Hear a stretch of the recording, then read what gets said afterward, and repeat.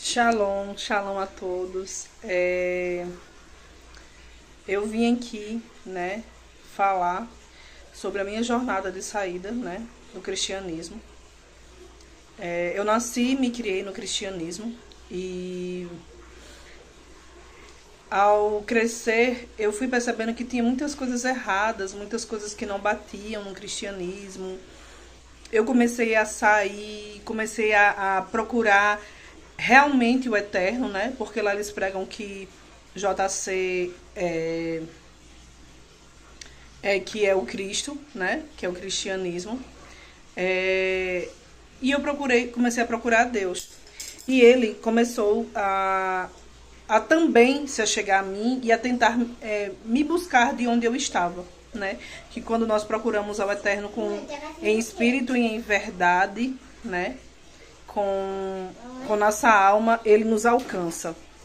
E ao começar a sair do cristianismo, eu comecei a ter sonhos, e sonhos muito extremamente pesados, né?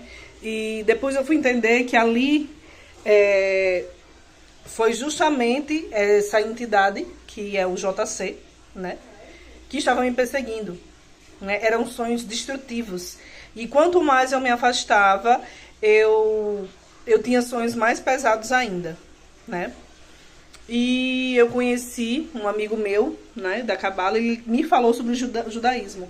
E eu me encantei com o judaísmo. O judaísmo era maravilhoso. A forma que ele tinha de ser correto com as coisas do eterno, né? Mas eu vi que o judaísmo ainda não era para mim. Aquele judaísmo messiânico, né? Que ainda era uma religião. E eu comecei a questionar, né? E perguntar, cadê eu preciso de Deus na minha vida, né? Não dessas mentiras que são contadas, né, para nós quando estamos no cristianismo.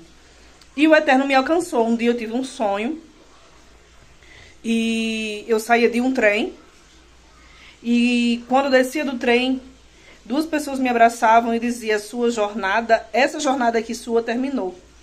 Você agora vai embarcar em uma outra jornada, né? Naquele dia eu não entendi muito bem, mas o eterno tinha me alcançado porque eu estava buscando a ele, né? E não queria mais ser enganada.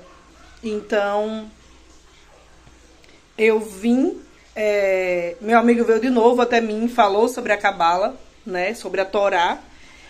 Eu ainda muito não acreditava. Resumindo, eu passei um ano para chegar até a Cabala.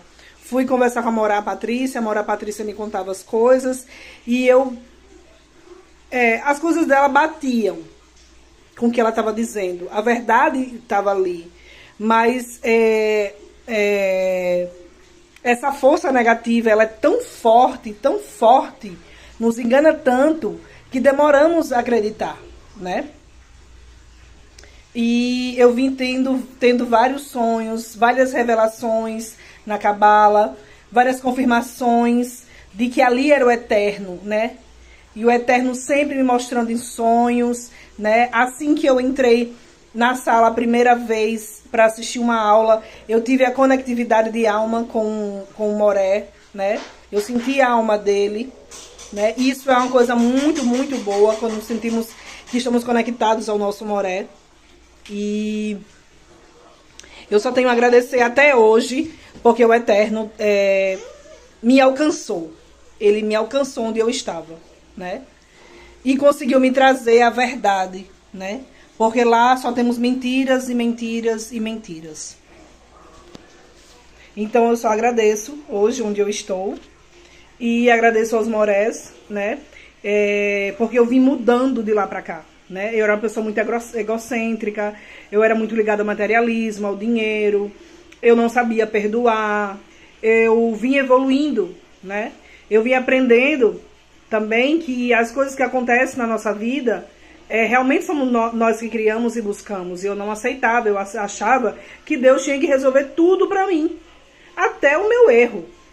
Então, assim, eu vim aprendendo ao longo de um ano a mudar. Meu ego era tão grande, que eu não conseguia dirigir. Então, eu vim mudando tanto, eu aprendi a perdoar, aprendi a ter paciência com as pessoas, aprendi a ajudar as pessoas. Então, assim, eu me transformei da água para o vinho, desde que eu adentrei a Cabala. Então, assim, eu só agradeço, e agradeço muito aos Morés e a Cabala, a Torá, por eles me passarem todo esse conhecimento, né? E eu quero aprender cada dia mais. Obrigada. Vamos ler aqui a primeira parte, e depois a gente vai ler aqui no versículo 9. Olha o que está escrito aqui, está bem dividido com vocês. Todos estão enxergando a tela aí? Estão todos enxergando? Sim. Então, ó, Atos 9. A conversão de Saulo. Saulo por quê? Era Shaul Hachalia. Shaul Hachalia. Shaul Hachalia, né? É como eles usam o nome, né? Shaul vem do próprio nome Shaul, né? Enfim. Enquanto isso, Saulo, veja, aqui é chamado de Shaul, ainda respirava ameaças de morte contra os discípulos do Eterno. Ou seja, ele perseguiu os cristãos. Ou aqui eu botar Senhor mesmo, tá bom? Ou não pode nem botar o nome do Eterno aqui. Dirigindo-se ao sumo sacerdote. Ele foi direto ao sumo sacerdote. Pediu-lhe cartas, está vendo? Autorizações para as sinagogas de Damasco. De maneira que o caso encontrasse ali homens ou mulheres que pertencessem ao caminho, esse caminho é o cristianismo, pudesse levá-los presos para Jerusalém. Em sua viagem, quando se aproximavam de Damasco, de repente brilhou ao seu redor uma luz vindo do céu. Ele quem? Paulo, caiu por terra e ouviu uma voz que lhe dizia: Shaul, Shaul, por que você me persegue? O Shaul perguntou: quem és tu, Senhor? Ele respondeu: eu sou Jesus, a quem você persegue. Levante-se, entre na cidade, alguém dirá o que você deve fazer. Os homens que viajavam com Saulo pararam imudecidos. Eles ouviam a voz, mas não viam ninguém. Que coisa, hein? Saulo levantou-se do chão, abrindo os olhos, e não conseguia ver nada. E os homens o levaram até Damasco. Vamos para o próximo relato. Olha só. Aqui já é feito mais um adendo aqui que não tem no outro texto. Diz que esses textos foram feitos por quê? Foram escritos por Lucas, né? Lucas era um romano, um grego, veja. Ó, Paulo diz aqui, esse no segundo relato, agora em Atos 22, ele está se apresentando por uma multidão e colocando o seu relato. Olha, ele diz, eu sou judeu, nascido em Tarso, da Cilícia, mas criado nessa cidade, instruído rigorosamente por Gamaliel. Olha aqui, ó, Gamaliel, na lei dos nossos antepassados. Eu era tão zeloso, sendo tão zeloso por Deus, quanto qualquer de vocês hoje. Então ele estava falando para quem? Os judeus. Persegui os seguidores do cristianismo, até os convertidos, apóstolos, até a morte. Matei um monte de gente. Eu, sendo judeu, era assassino.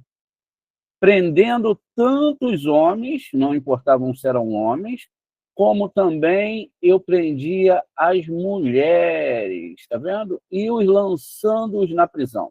Tudo isso ele fazia. Como o podem testemunhar o sumo sacerdote e todo o sidério. Está vendo? Todo mundo podia testemunhar isso. o povo lá judeu, eles eram pessoas horríveis, né? E o próprio sumo sacerdote, ele também podia, né? Ó, Gamaliel, ó. E todo o sinédrio, tá vendo? Todo mundo perseguia os cristãos, todo mundo. Era incrível como que isso fazia diferença para o povo judeu, né? Então, dele cheguei a obter cartas, tá vendo? Ele obteve cartas para seus irmãos em Damasco. Ele foi para Damasco e fui lá até lá a fim de trazer essas pessoas a Jerusalém. Essa era a missão, trazer as pessoas até Jerusalém como prisioneiras para serem punidas. Ora, aconteceu que indo eu, já chegando perto de Damasco, e aqui diz, cerca de meio-dia, de repente resplandeceu ao meu redor uma grande luz do céu. Caí por terra, ouvi a voz que me dizia, Saulo, Saulo, por que você está me perseguindo? Então eu perguntei, quem és tu, Senhor? Ele me respondeu, eu sou Jesus. E aqui já acrescentou o Nazareno, né? Para ficar mais perto lá, nasceu na cidade de Nazaré, que nem existia naquela época dele. E a quem você persegue? Aí ele bota aqui, os que me acompanharam viram a luz, mas não ouviram a voz, aqueles que falavam comigo. Assim perguntei, o que devo fazer, Senhor? Disse, levanta-te e entra em Damasco, onde lhe será dito o que fazer. Os que estavam comigo me levaram pela mão até Damasco, porque o resplendor da luz me deixara cego. Pois bem, vamos para o terceiro relato aqui, Maria César, queridos alunos, e vamos aqui ver. Olha, no terceiro relato, no Atos 26, agora ele está aqui na frente do rei Agripa, não é? Trazendo o seguinte contexto. Muitas vezes iam de uma sinagoga para outra a fim de castigá-los, né? E tentava forçá-los a blasfemar. Em minha fúria contra eles. Contra quem? Contra os cristãos. Cheguei aí às cidades estrangeiras para persegui-los. Numa dessas viagens, eu estava indo para Damasco com autorização, veja, autorização e permissão dos chefes sacerdotes. Aqui, ó, era por volta do meio-dia. O texto aqui, depois eu vou ver isso.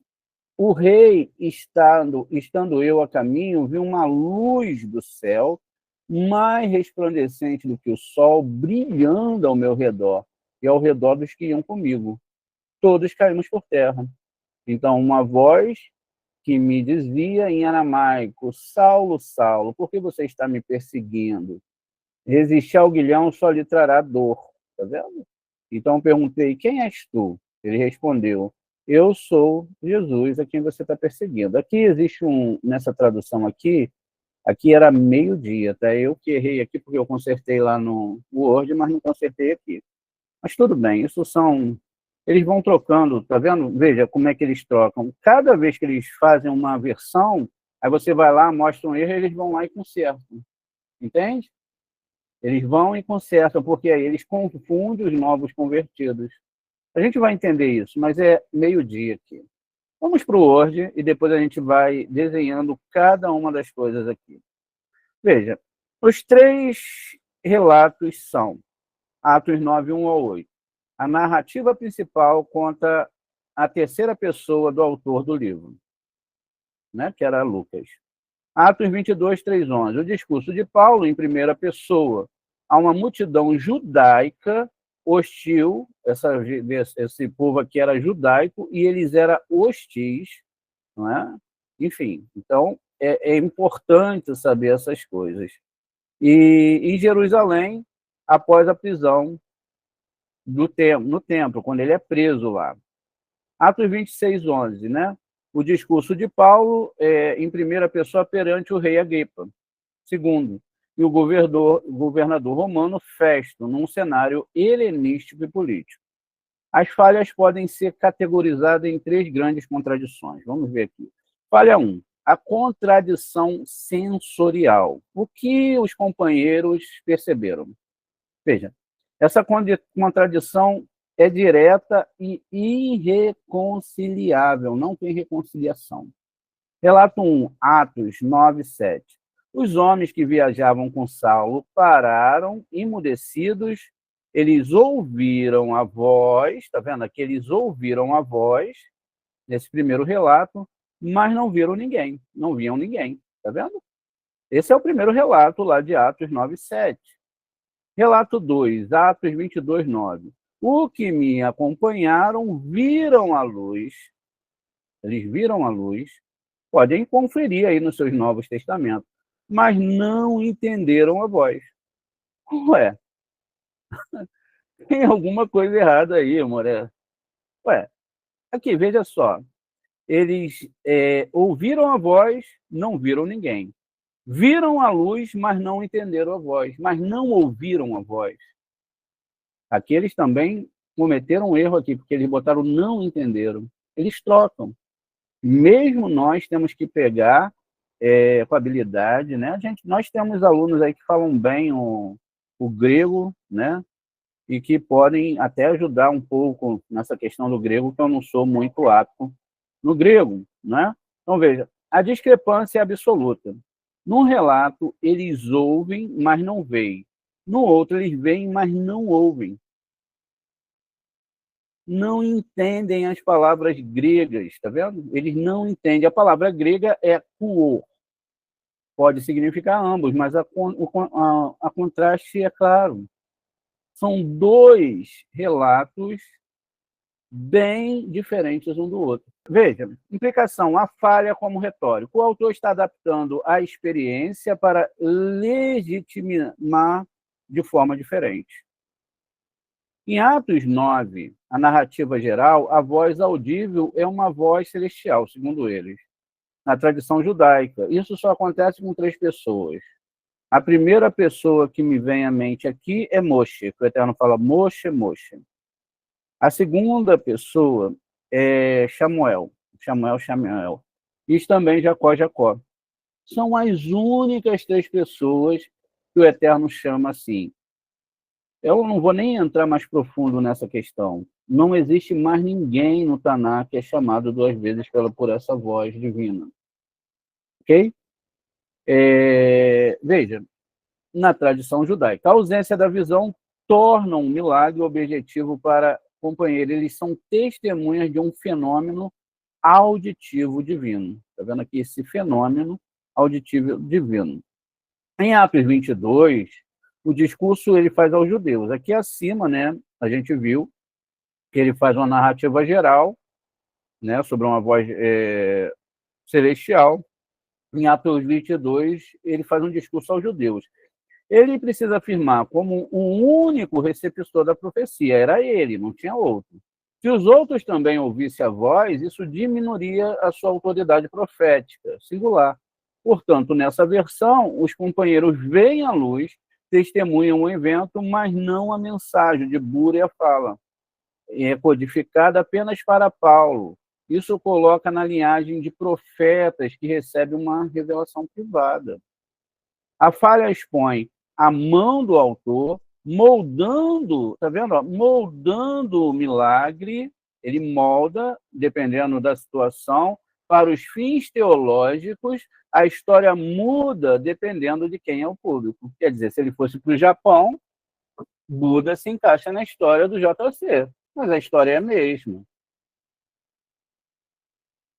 Por isso que você vai ver que o Evangelho ele tem várias e várias formatações. Inclusive, se você for ver o Jesus da África, ele é negro. Em outro local, ele é um bebê branquinho, rosadinho. Em outro local, ele tem um olho azul. Em outro local, enfim, vai mudando. Não importa. E aí você vai vendo por que é assim. Veja, falha 2, a contradição física. Quem caiu no chão? Esta é uma falha de encenação do evento. Veja, encenação. O evento ele é encenado. No evento que revela a intensificação dramática. Relatos de Atos 9, 4 e 7. Saulo caiu por terra. Os homens que viajavam com ele pararam e ficaram emudecidos, enquanto ele tinha tido um ataque epilético e caído no chão. Em grego, estemeni. Apesar que a gente vê muito isso nessas igrejas aí, gente caindo no chão, rolando para lá. Todos são paulinos, né? que significa ficar parado ou ficar de pé. Relato 3, todos caímos por terra. Aqui eu faço questão de voltar aqui no slide com vocês, porque a gente tem na primeira cena isso aqui, ó, tá vendo? A gente vai falar sobre essa coisa aqui, desse negro que tem essa luz por fora, vocês vão ficar impressionados com a história que nós vamos falar amanhã do rei Davi e Batseba. Tá vendo aqui, ó? Só Paulo caiu, ficou todo mundo olhando, né? Ninguém viu nada. No segundo relato, quando ele vai falar aqui, ó, no 26, ó, todo mundo caiu. Novamente, uma contradição factual direta. Apenas Saulo caiu, os outros ficaram de pé atônitos, ou todos caíram? Pergunta que eu faço para vocês. Leiam depois lá. Vou marcar, ó, Atos 9, Atos 22 e Atos 26. Você faz lá a leitura. E quem quiser, eu posso mandar o material logo depois da aula. Implicação. A falha como embelezamento. O contexto do relato 3 é fundamental. Paulo está falando perante o rei Agripa, que é o último. A narrativa é ajustada para um máximo do impacto dramático. Em Atos 9, a queda de Saulo é pessoal, né? Não é só ele, é a sua subjugação individual. Mas agora ele estava diante do rei Agripa II. A cena tinha que ser como esses testemunhos, super testemunhos que a gente vê aí, altamente emocionais, não é? Olha, Deus está aqui agora, e aí aquela coisa, a pessoa se emociona e chora, ninguém vê nada, mas está lá. Em Atos 26, a revelação é apresentada como um evento cósmico, apocalíptico, uma teofania, manifestação divina, tão poderosa que derruba todos os presentes. É uma forma retórica de dizer ao rei Agripa: a luz não foi apenas para mim, foi um evento de poder avassalador que subjugou a todos nós. Todo mundo caiu. A falha mostra o orador, né? Falando de Paulo ali, orador são os dois, porque um fala, um diz fala, o outro já sabe o que ele falou, que é Lucas, aumentando a magnitude dos milagres para impressionar um público de alto escalão. Por isso que você vê esse cai-cai aí nas igrejas, tá entendendo?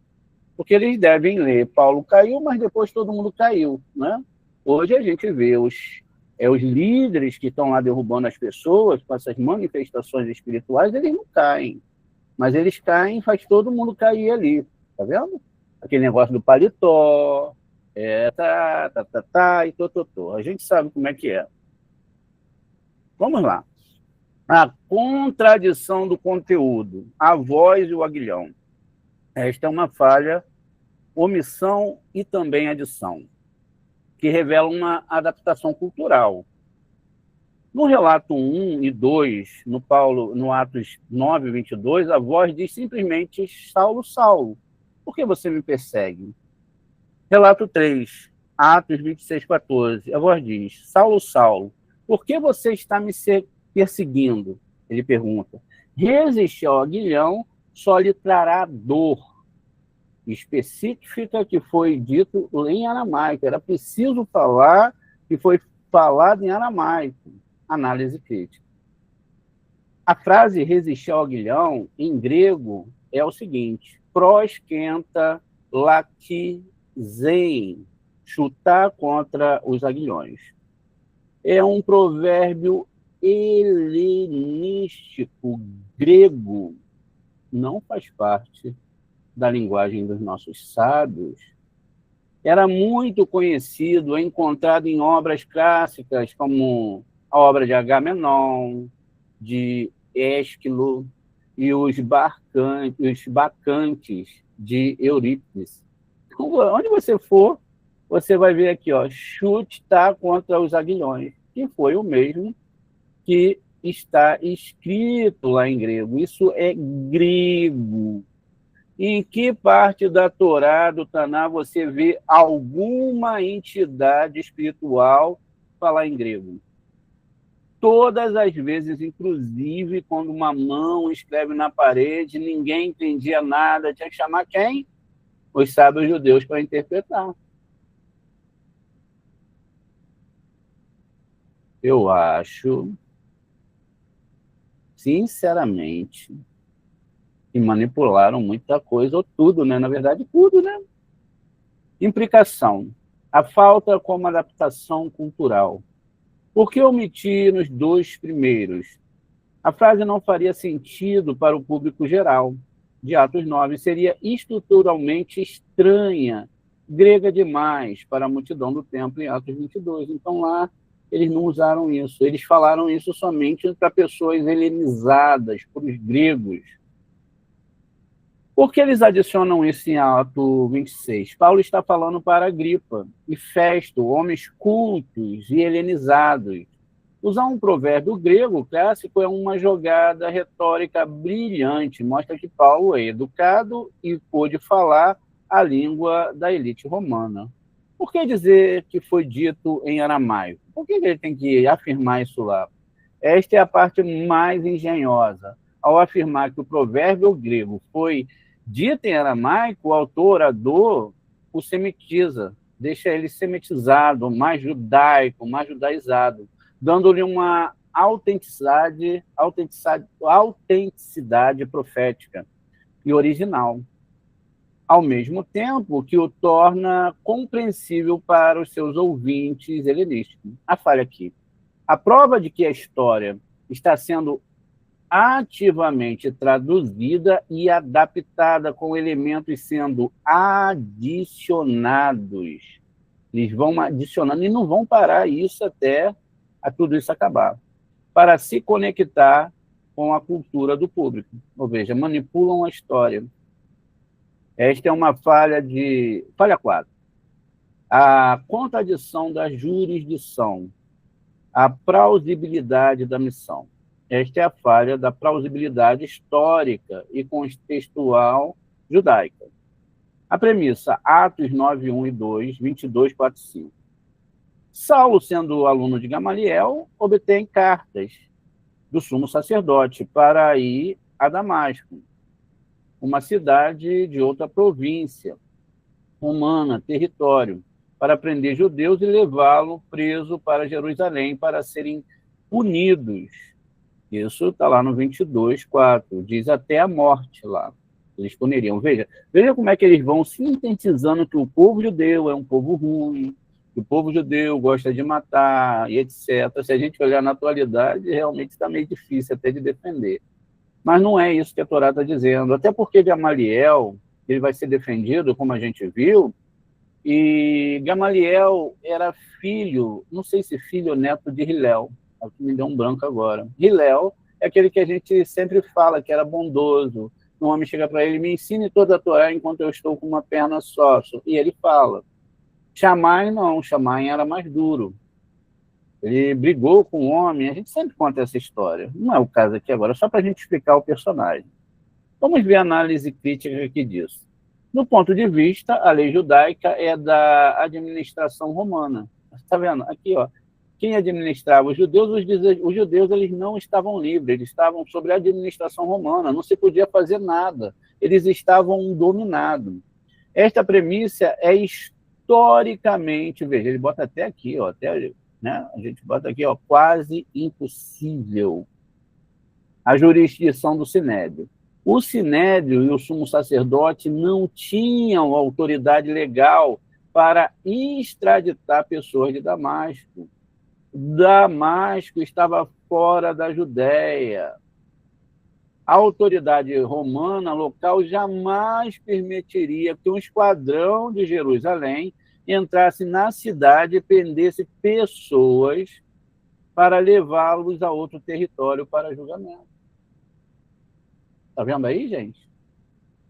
Imagine aí, hoje na nossa sociedade, naquela época a sociedade era bem organizada, tinha muitos historiadores. Inclusive, nenhum desses historiadores falam sobre esse personagem. Né?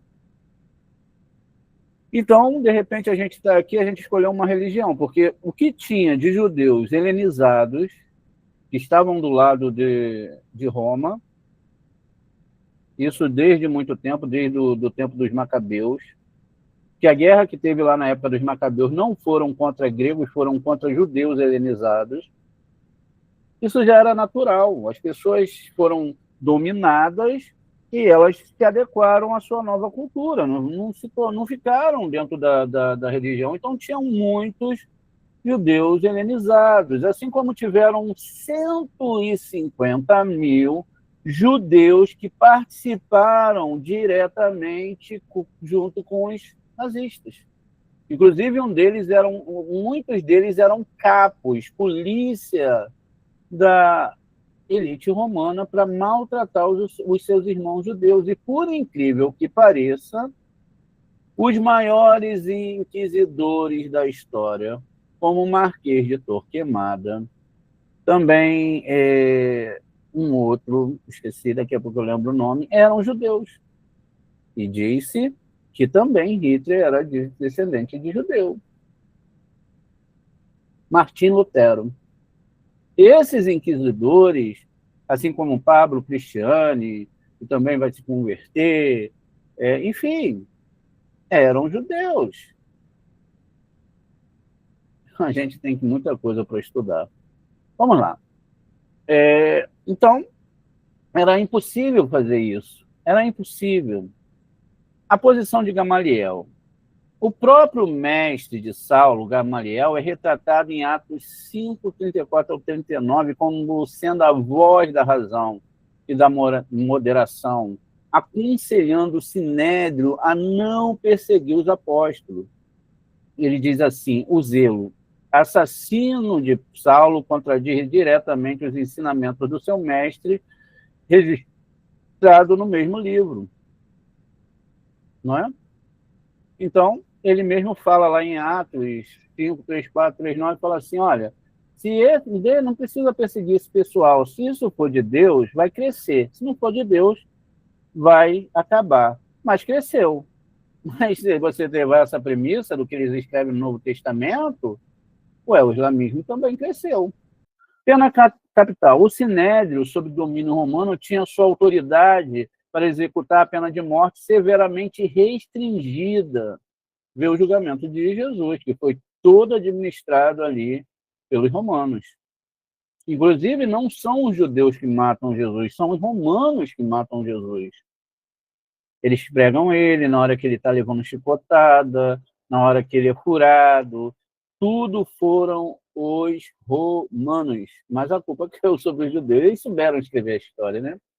Então, a ideia de que Saulo estava prendendo pessoas até a morte por uma disputa teológica interna, os nazarenos ainda eram uma seita judaica, pelo que segue aqui, né?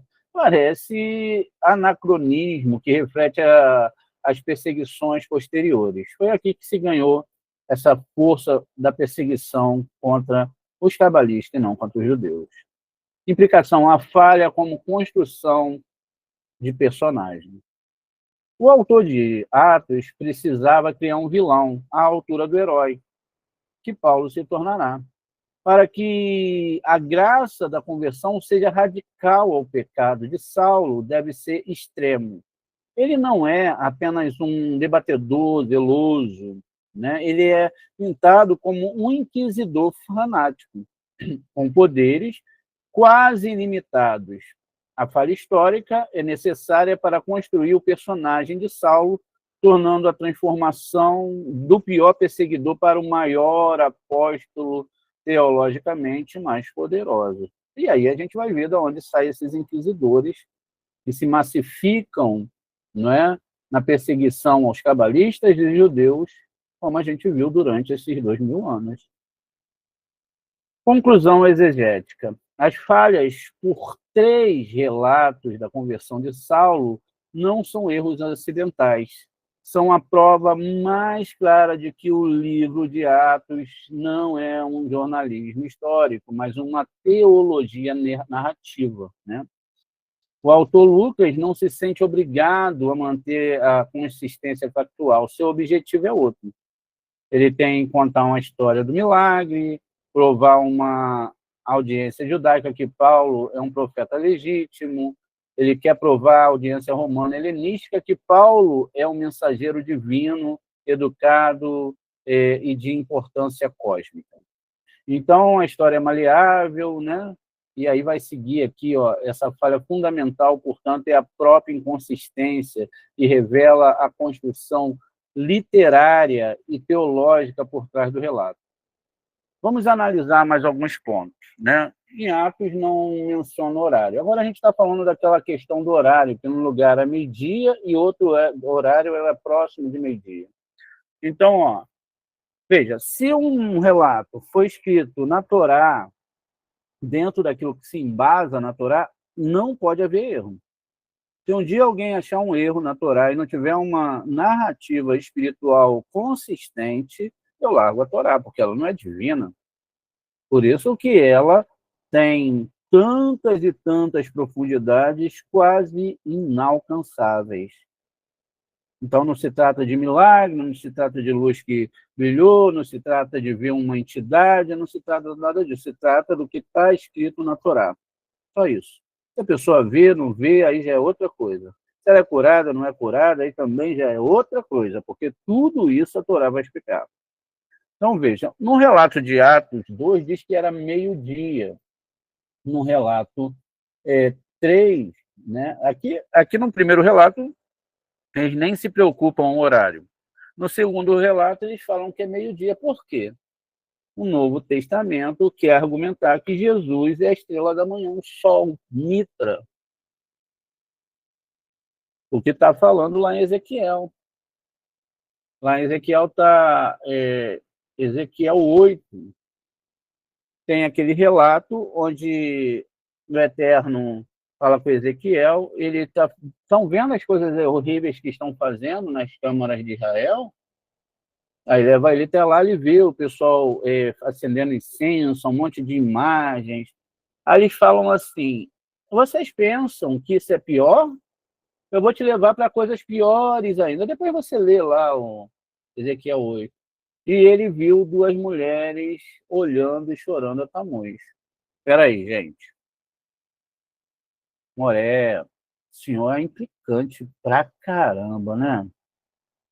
Esse Moré é implicante demais. Não, vamos ver aqui. Tamuz tem uma cruz, né? Cruz de Tamuz. Ah lá, depois você leia lá, veja. Tamuz, olha isso, né? A cruz de Tamuz. Tá vendo aqui, ó? Já no Egito já tinha, ó, a cruz de Tamuz. Ela seguiu, ó, tomou forma. Hoje é a cruz de muita gente, ó. Tá vendo aí, ó? Ok, ó, a gente está vendo aqui, ó, cruz de tal, cruz de Tamuz, Horus, Jesus, tá vendo? Aqui, ó, ela vai se formatando até assumir uma forma de uma suástica aqui. Olha que coisa, gente. E você andando com um objeto desse tão abençoado, e o menino aqui mamando aqui, ó, em Isis, tá vendo?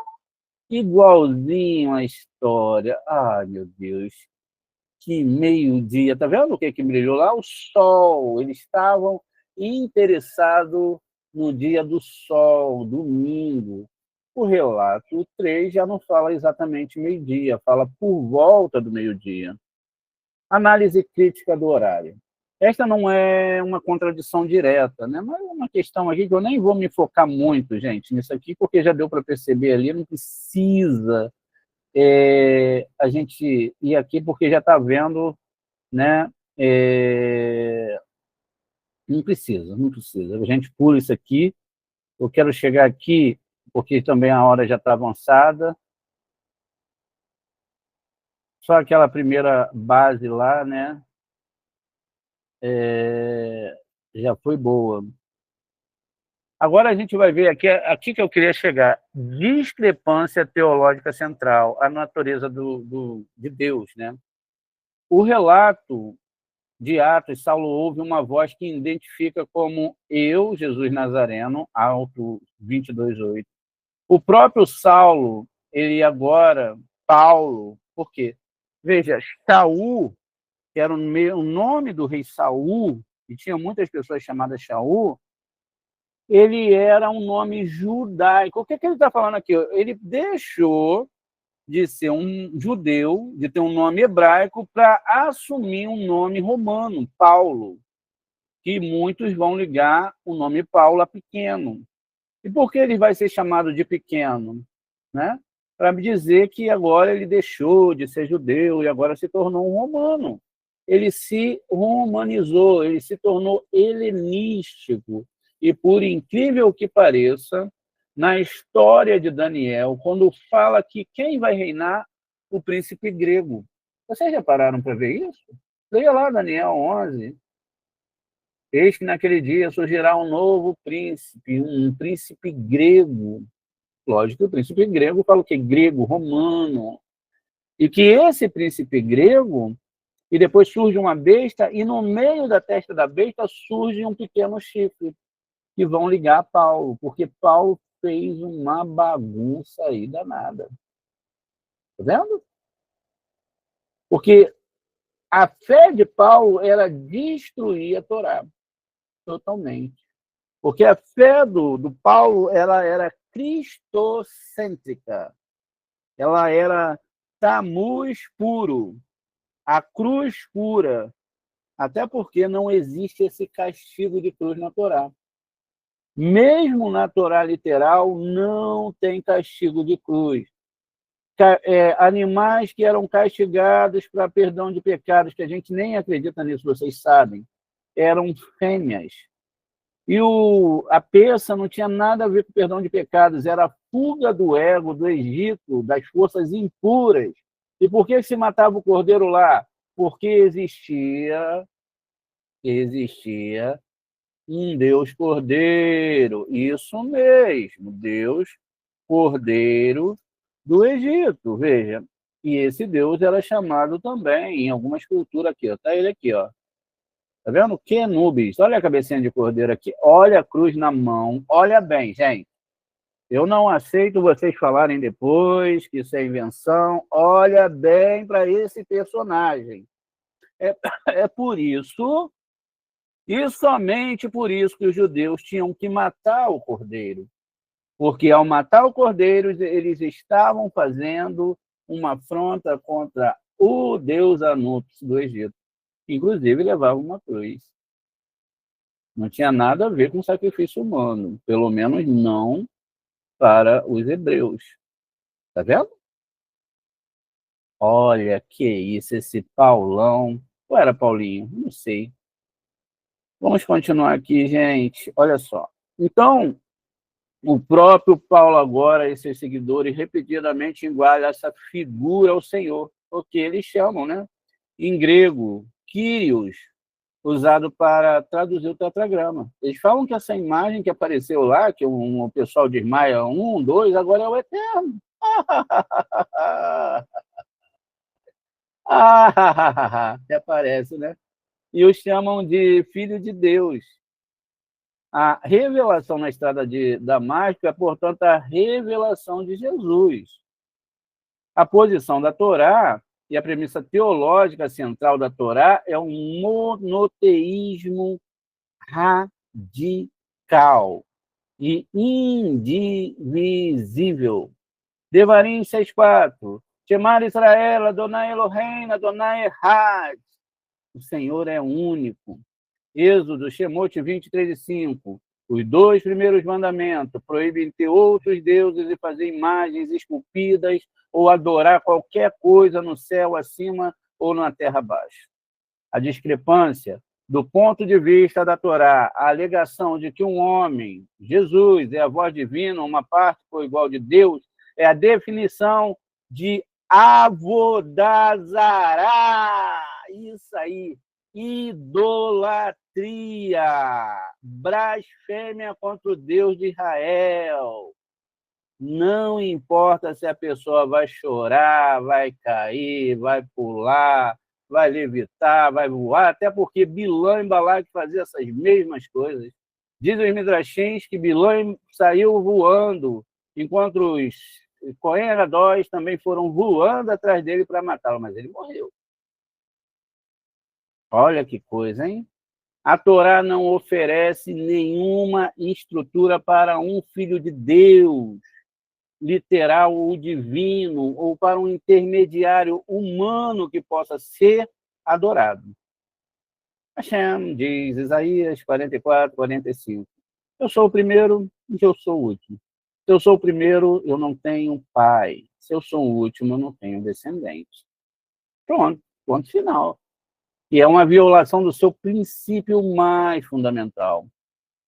A discrepância profética. O teste de um profeta. O relato de Atos, Saulo experimenta um milagre, uma luz mais brilhante que o sol, uma voz do céu, o que comissiona para uma nova missão. Esta visão se torna a fonte da sua autoridade. A posição da Torá. A Torá explica sobre como testar um profeta que alega ter recebido uma revelação, mesmo que ele realize um milagre. Devarim 13, 1 ao 5. Se levantar no meio de ti um profeta e der um sinal, um prodígio, e suceder tal sinal, no que houver falado, dizendo, vamos após outros deuses, sirvamos, não ouvirás a palavra daquele profeta, porque tenta vos desviar do Senhor, do eterno vosso Deus. Aquele profeta deverá ser morto. Exatamente. Tá? Morto. A discrepância. Para uma teologia da Torá, o milagre da luz é irrelevante. O teste é a mensagem, como a mensagem de Saulo, Paulo, eventualmente leva à adoração de Jesus como Deus e ao afastamento dos mandamentos da Torá. Ele se encaixa pela definição estrita da Torá na categoria de falso profeta, mentiroso. Ele, juntamente com toda essa calhorda aí que fica enganando as pessoas, descrita em Devarim 13. A discrepância legal, a eternidade da aliança e dos mandamentos, mitzvot. O relato de Atos, a visão de Saulo é o ponto de partida para a sua teologia, de que a salvação vem pela fé em Jesus e não pelas obras da lei. Esta visão comissiona aí aos gentios um ato que eventualmente,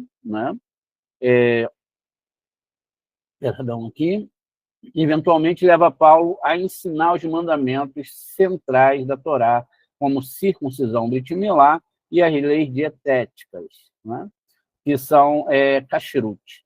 Não são necessárias para a salvação. Eles nem comiam kashrut, né? A posição da Torá, a aliança do Sinai e a aliança anteriores com Abraão é declarada como eterna. De Bereshit 17:13, a circuncisão é um concerto perpétuo. Êxodo Shemot 31:17, o Shabat é um concerto perpétuo e um sinal para sempre. Sendo literal ou não sendo literal, é para sempre. A gente vai pelo não literal por causa dos Kadosh.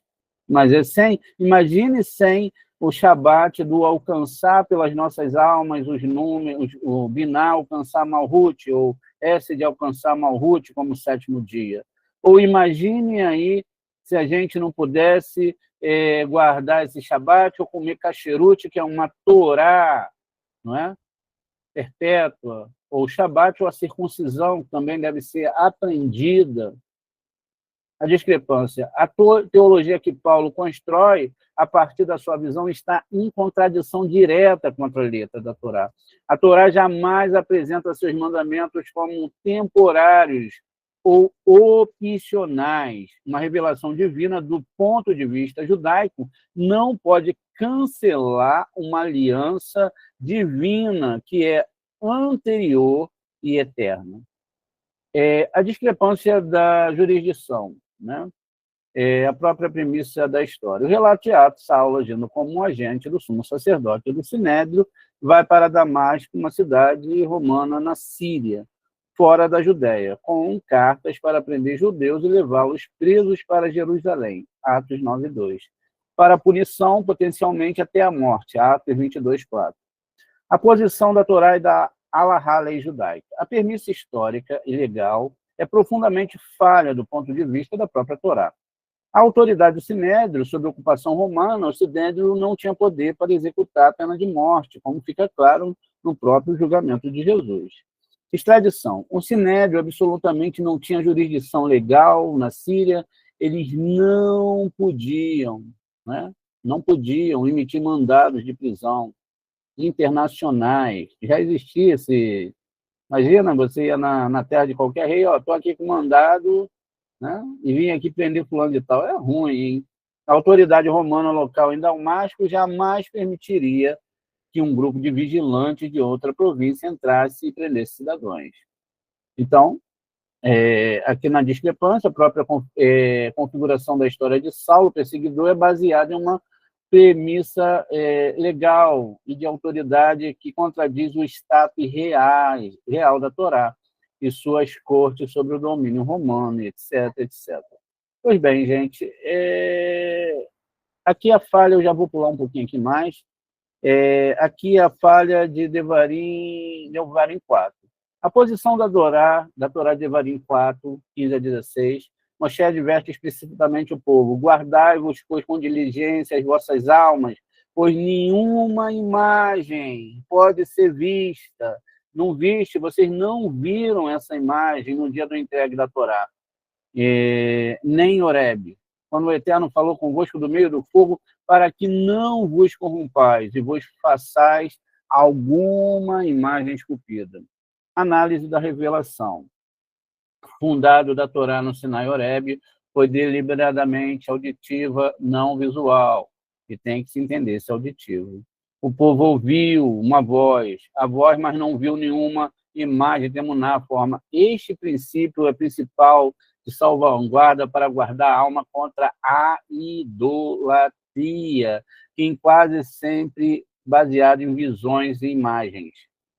A revelação de Saulo é o oposto exato e primariamente visual e luminosa. A luz do evento central, uma fonte de luz, Atos 22:6, mais resplandecente que o sol, Atos 26:13. O impacto é físico e visual. O esplendor da luz me deixa cego, Atos 22:11. A voz secundária e confusa, os companheiros ouvem, mas não a entendem, ou vice-versa. Mais tarde, em sua teologia, Saulo chama Jesus de a imagem do grego, né? Seiko, de Deus invisível. Lá em Colossenses ele vai chamar Jesus de Deus. A discrepância. A Torá estabelece que a revelação divina autêntica é sem forma para proibir a idolatria. A revelação de Saulo é baseada em um fenômeno visual que ele identifica como uma pessoa, Jesus, que mais tarde ele define como a imagem de Deus. Do ponto de vista da Torá, a experiência de Saulo é precisamente o tipo de revelação baseada em visão que Devarim 4 adverte ser perigosa e conducente com a corrupção da aliança. Discrepância 6, a natureza da testemunha, pública versus privada. Ligado ao ponto interior, a Torá, a narrativa em ato tem visões opostas sobre a testemunha da revelação. O propósito da Torá revelada no Sinai, pública e coletiva, milhões de pessoas como o povo de Israel ouviram a voz, Shemot 20:18, Devarim 5:4. Essa experiência nacional é a base da Torá, da sua autoridade. Nenhum indivíduo pode chegar mais tarde e contradizê-la, porque a testemunha original foi toda a nação. O relato de Atos, a revelação de Saulo é privada e individual. Ele é o único receptor da mensagem, assim como também Maomé estava numa caverna e teve a sua mensagem lá, etc. Ninguém mais viu. Seus companheiros são testemunhas confusas que nem sequer concordam nos diferentes relatos sobre o que viram ou ouviram. E não se tem tal relatos, né? Só tem mesmo a dia da boca de Paulo. A discrepância, nem da boca de Paulo todos os evangelhos foram escritos 100 anos depois. A Torá baseia sua autoridade em uma testemunha pública irrefutável. A autoridade de Saulo, Paulo baseia-se em uma visão privada. Não é? Ninguém mais pode verificar a Torá, uma revelação privada que contradiz a revelação pública, né? Anterior, não tem validade alguma perante a Torá isso aí. Discrepância 7. O aluno de Gamaliel, a falha da plausibilidade. Aqui, olha, não existe tal relato, a afirmação de Paulo em Atos 22:3.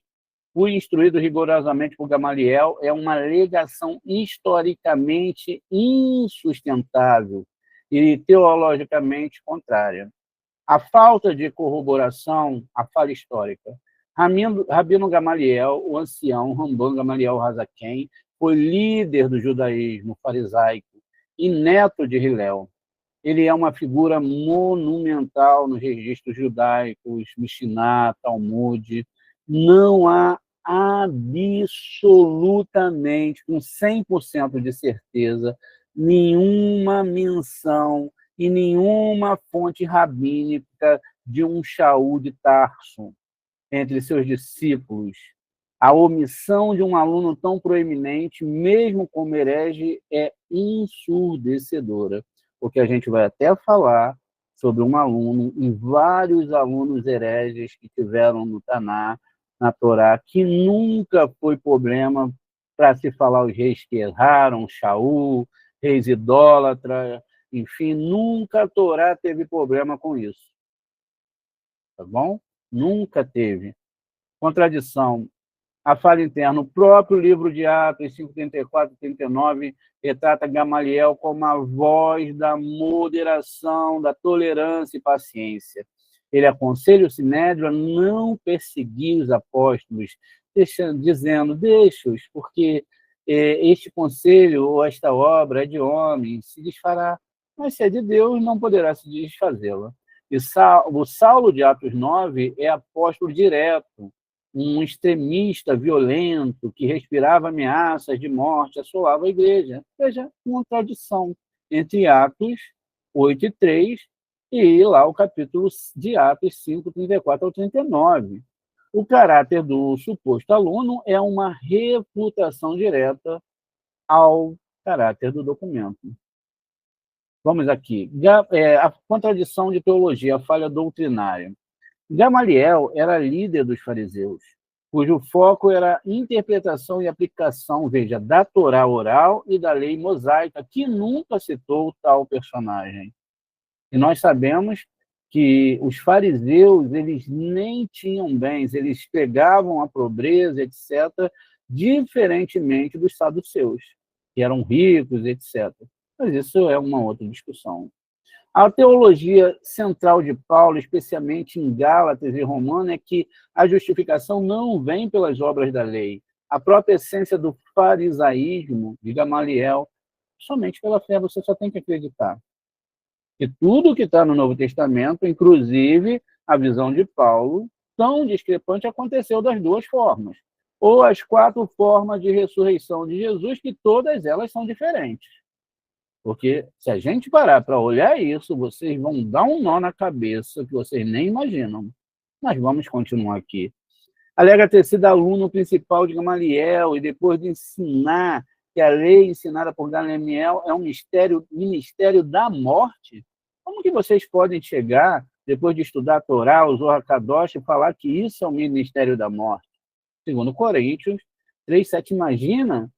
Ou uma maldição em Gálatas 3:13, veja, essa Torá é o ministério da morte, essa Torá que foi dada pelo Eterno é o ministério da morte, é o que nós viemos aí falar a todo momento. 2 Coríntios, é uma maldição, a Torá é uma maldição, é uma contradição em Gálatas 3:13, teológica absoluta. Um homem que chama a Torá de ministério da morte, as letras hebraicas, criação do mundo, do universo, de todos os anjos, em pé, ministério da morte. Ou uma maldição, a Torá. Uau! Uau! Meus amigos judeus messiânicos, meus amigos com a fé inquebrável, olha, ficou difícil aqui. Conclusão, a falha retórica. A alegação, né? Estudei aos pés de Gamaliel, em Atos 22, é certamente um dispositivo retórico, né? Ele está falando ali para uma galera, ele queria se desfazer, queria criar uma confusão sobre essa questão de Machia e aquela coisa toda. E, assim, é lógico que Paulo não é mentiroso, né? Quem fala que ele é mentiroso, porque ele sempre falou que ele foi mentiroso. No meio dos judeus, eu me fiz judeus. No meio dos gentios, eu me fiz gentios. Para que, né, quem lembra dessa frase aí pode falar, para que ganhasse muitos, né? De qualquer maneira que eu ganhasse muitos aí. Por isso que essa religião tece e tece. E aí? Romanos 3:7, ele diz que se por causa da minha mentira se fez Deus maior do que ele é, mais ou menos assim, por que ainda vocês querem me matar? Se eu usei da mentira para engrandecer o nome de Deus. Olha que coisa linda. Vou repetir. Romanos 3:7.